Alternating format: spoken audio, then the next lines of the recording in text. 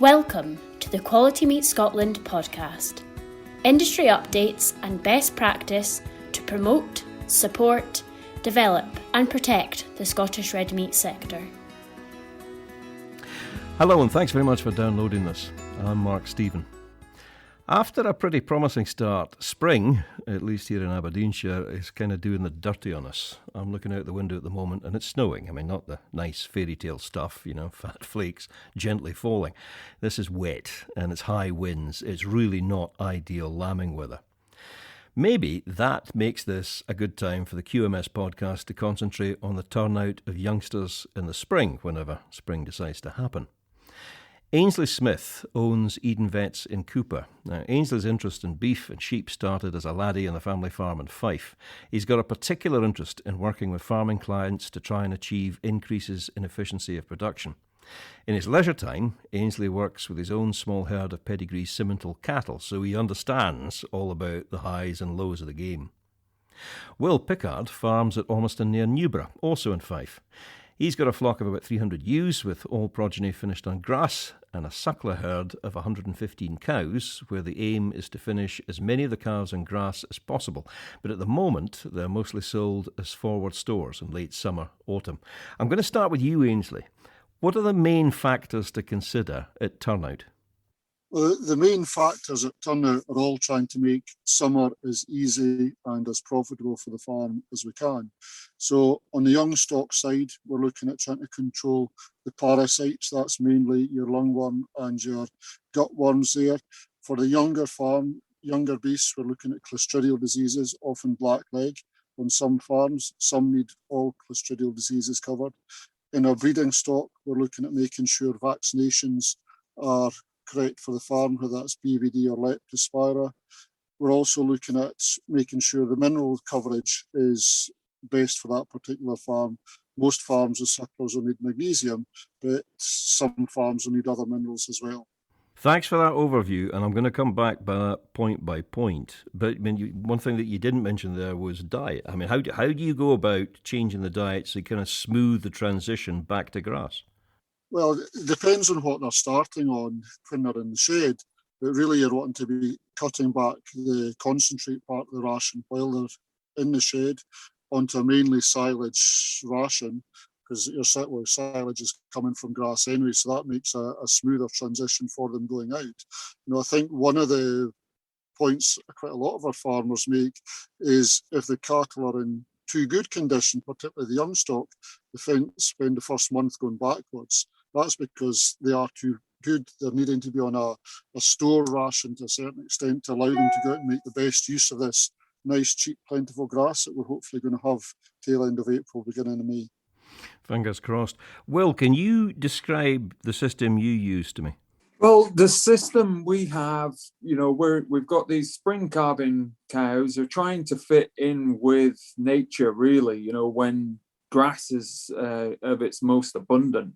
So young stock are weaned in October or November, and some of them are housed. And, just this year, we were able to keep one group out all winter, just with changes to available grazing that we now have, as well as our grazing management with rotationally grazing. It allows us to have much better covers going into winter and be able to utilize grass through the winter. Then, they're going to transition really well through onto grass at turnout when the other stock are turned out, the ones that are housed. This year, we were able to put some of those out onto cover crops that we had near the farm. They went out there early March when the ground could take them and they weren't going to destroy the place. So we feel that they transitioned really well, those ones, and they then moved on to grazing pastures at the end of March, and that's where they currently are. There's a big difference between the grass that grew last summer and the grass that's going to grow this spring. How do the beasts react to it? I mean, how does it manifest itself? Well, it was the first year that we have used what you might call old grass for store cattle through the winter. And first impressions are that they didn't gain masses of weight. They definitely gained frame, there's no doubt about that. But through the weigh scales, their weight gain wasn't impressive.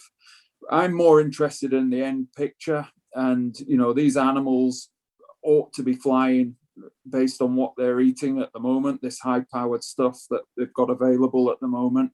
So I'm intrigued to see how it goes. There's no doubt, I agree with Ainslie. I saw years ago, I was trying to weigh my animals every month after turnout, thinking, how are these doing? How are they performing on this grass I'm giving them?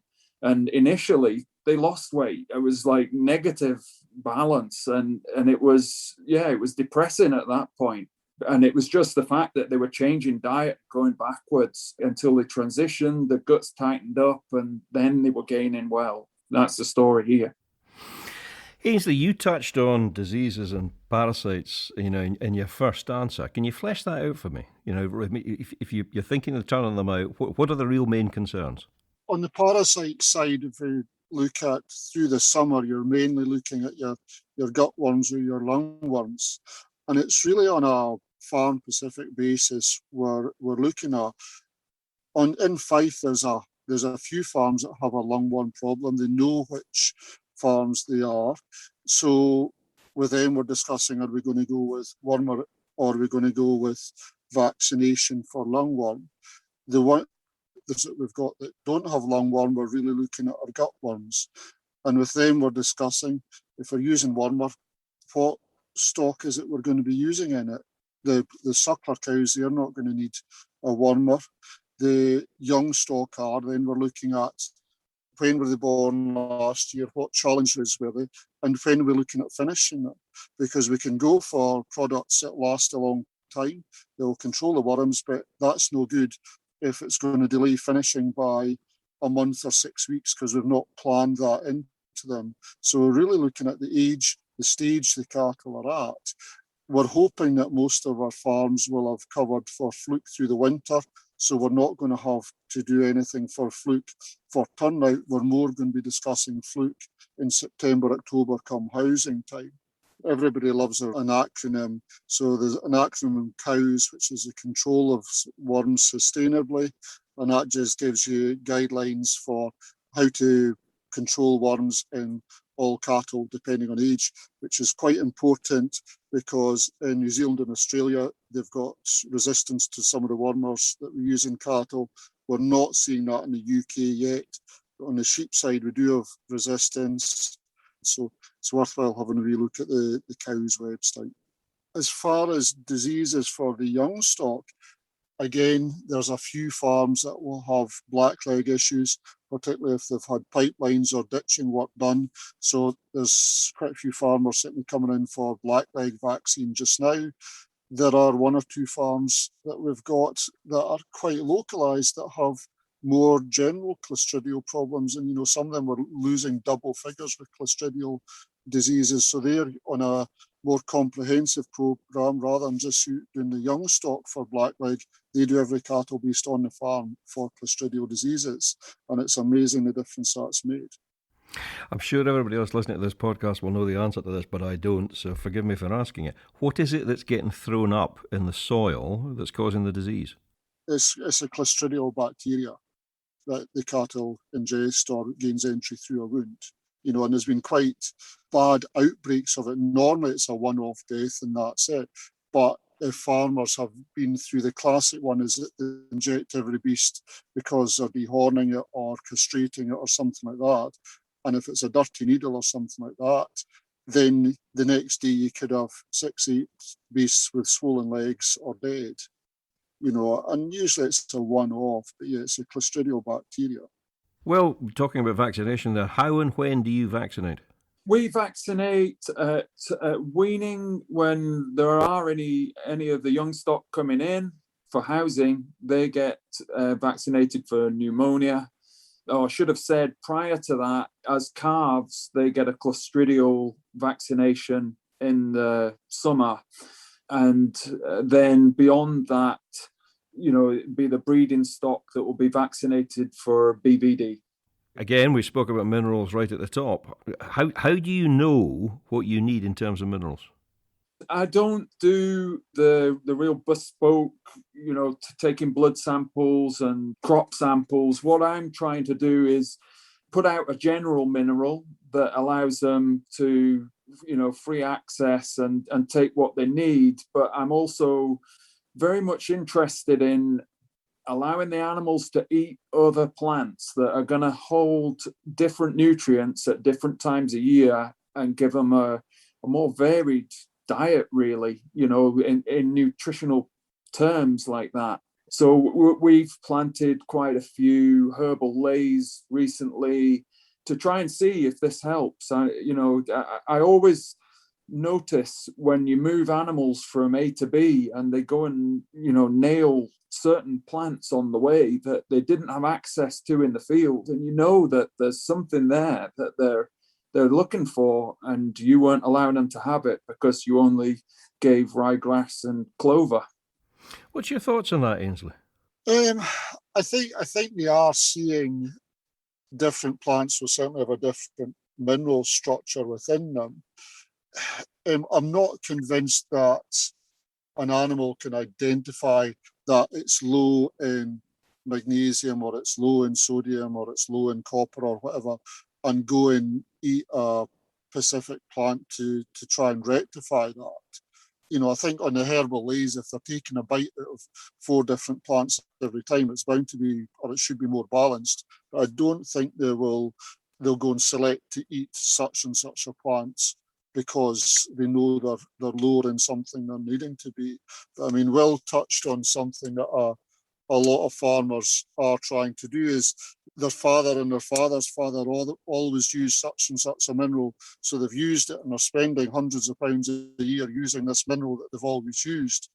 And what they're saying is, can we find out whether we actually need to do this, and do we do blood samples? Well, if you're already using it, all we're going to tell you with a blood sample is that what they're getting at this stage is adequate. But there is a move within the farmers to try and use minerals as they're required. And whether that's a bespoke or there's one or two almost using no minerals because they're getting what they need from the diet. And I say no minerals, they'll be using some magnesium, but they'll be using a lot less than they did previously. Well, there's a use of herbal leys or hospital fields. Would you know necessarily if your beasts were lacking a particular mineral if you don't test? Yeah, well, I suppose, no, I wouldn't know. It would be up to me to highlight an animal, that I was concerned about its, general health, to follow that up. And at the moment, I don't see those signals. So, I'm just happy for the animal to have more choice in its diet and let them get on with it, certainly from the young stock point of view. When it comes to the breeding cattle and the free access minerals, it's amazing when they're out on the old permanent pastures, their requirement for these free access minerals is a lot less than it is on the modern varieties of grass. On a previous QMS podcast, and if you're interested in this kind of thing, it's probably worthwhile going back and having a look at it if you didn't hear it. We were talking about soil health, and I think it was Alex Brewster. And he was saying, I've stopped worrying about what's on top of the ground and started worrying about what's in the ground, because that basically is what produces it. But, just in terms of simple geology, Ainslie, if the mineral doesn't exist within the land, you have to supplement it. You do, but I mean, it's when you get into these complicated areas, yes, it needs to be in the ground. But as Will touched on there, some plants will take up what's in the ground to a greater or lesser degree. So yes, you've got to supplement, but if you're going to go and test, you really want to test the animal. Because you've got this break, does the plant take it up from the ground? Does the plant present it in the leaves rather than the roots to the animal? Does the animal then ingest it? And is there conflicts between the minerals? Your classic one is between copper, molybdenum and sulfur, whereas the molybdenum and sulfur will tie up the copper so it's not available. You really need to ask the animal. And going back to what Will was saying, part of that asking the animal is performance what we are looking for and what we expect? If Will's animals have had grown frame and done 0.7 kilos or less through the winter, if his animals through the summer when they're getting adequate nutrition are hitting 1.5, approaching 2 kilos a day, then minerals aren't causing a lot of problems. Again, going back to asking the suckler cows, when we do put Will's PDs, we know from his PD results that what he's doing at the minute is not causing a huge amount of fertility issues with regards to minerals. And that's why it should be a kind of ongoing discussion with the vet and the farmer. Say, right, I'm changing this. Is it liable to have an impact? Because if we do change the ration or the diet of what they're eating, there might be less of these things available. As far as the suckler cow side, the proof's in the pudding. Will has some exceptionally good PD results, so I don't see an issue on that side with his mineral supply. How often do you actually weigh your beasts nowadays, Will?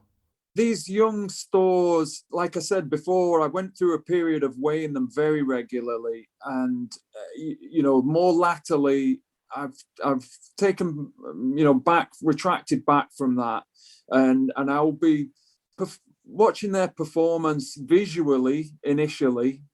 It sounds a bit bonkers, but I can see if they're thriving or not. And then I with me doing my rotational grazing, once I get my system set up and I know what they're eating roughly each day, I can assess their performance by dry matter intake, on its own without having to weigh a single animal. So, yes, it's very visual initially for me. And then as they get towards the kind of weights I'm looking for, then I'll be starting to weigh them more regularly.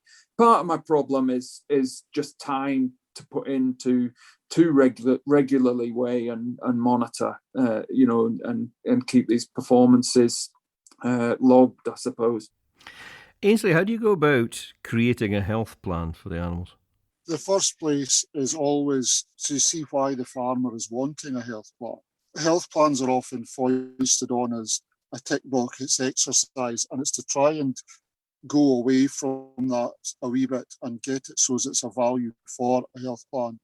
A health plan is a written document, but the value in it is the discussion you have with the farmer when you're doing the written document, and then you hopefully get something useful out the back of it. So what I'm looking to discuss when we're doing them is what the farmer's been doing so far, to see if there's areas that we can change or tighten up. The classic example I had on one farm was the cattle were going through the crate half a dozen times to split treatments up because they didn't think they could do things at the same time. And we said, right, well, these two vaccines can be used together. We can use a wormer at the same time and whatever. And we managed to get it down to a couple of handlings. So it's to try and make economy and time for them because all the farmers are busy. So you're looking, right, what are we doing just now? Why are we doing it? We're then discussing, right, how is performance been? What is your loss rate? What's your PD rate or your scanning rate in your ewes? How many are you weaning? Trying to identify any weaknesses so you can discuss, right, can we work out between the two of us what's going on there just now? Or are we needing to get a list of things when calving time approaches or turnout time approaches? What are we going to do if we see these problems come up? And then you're looking at your risk. So, right, with the system you've got just now, what are our risks and how can we deal with them? And that's a better way because farmers hear this biosecurity and often think it just depresses them. But if we say, right, what are the risks? What risks are you prepared to accept? And what can we do easily to reduce the risks of problem happening? Hopefully it's a less of a job in future years because hopefully things, if it's done right and with a bit of luck between ourselves and the farmer, we don't then have to do a big changes or review. It's all in there already. Will, what do you do? My health plan is through the SAPS online system. And so then I'll fill that in myself and then we'll meet with Ainslie to discuss, how it's going and perform. That brings in the performance data as well as the physical data, and we can discuss what needs changed from that. Winter always is, somehow portrayed in the public consciousness as the time when, it's maximum activity, maximum effort, blah, blah, blah. Does that mean come summertime you can kind of put your feet up and just relax? Yeah, summertime just goes in a blip for me because of other work that comes through the arable side of the farm. I feel like I've got most of my health things fairly well covered. Things don't usually, rear too much of a problem. You're looking at lameness and things like that are going to give me the occasional issues. The routine stuff takes care of a lot of the problems that, we're expecting. Generally speaking, Ainslie, as a vet, is there stuff you should be looking out for in the summertime? Yeah, well, it's just the unexpected or the expected unexpecteds, if you want. Lack of performance in the young stock, and bulls not working would be the big thing for our suckler farms, and that's where they often, Will mention the lame cows. One lame cow, that's potentially stops one cow getting in calf. One lame bull could stop 20, 30 cows getting in calf. So checking that the bulls are serving the cows to me is a big thing, and making sure they're doing it throughout that bulling period. Other than that, it's your staggers and your clostridial diseases. And some of the clostridial diseases, if they're not a badly affected farm, it could just be one loss of animal. So just that occasional sudden death, getting involved in that would be where a lot of our farmers are looking, because they're with the modern wormers, they're on top of the wormers. Most of them are family farms and have been in the farm for generations, so they know what their blackleg risk is like, and they're vaccinating appropriately for that. And then you'll get the odd one will crop up, a lead poisoning we had on one farm when the water farm had been in and exposed some lead paint or a lead battery. So you'll get random things like that occasionally as well. Listen, Ainslie Smith and Will Pickard, thank you both very much for your time. Good, thank you. Thank you. Next week, we're going to be looking at fertility in female cattle. Until then, I'm Mark Stephen. Thanks for downloading this. I hope you found it useful.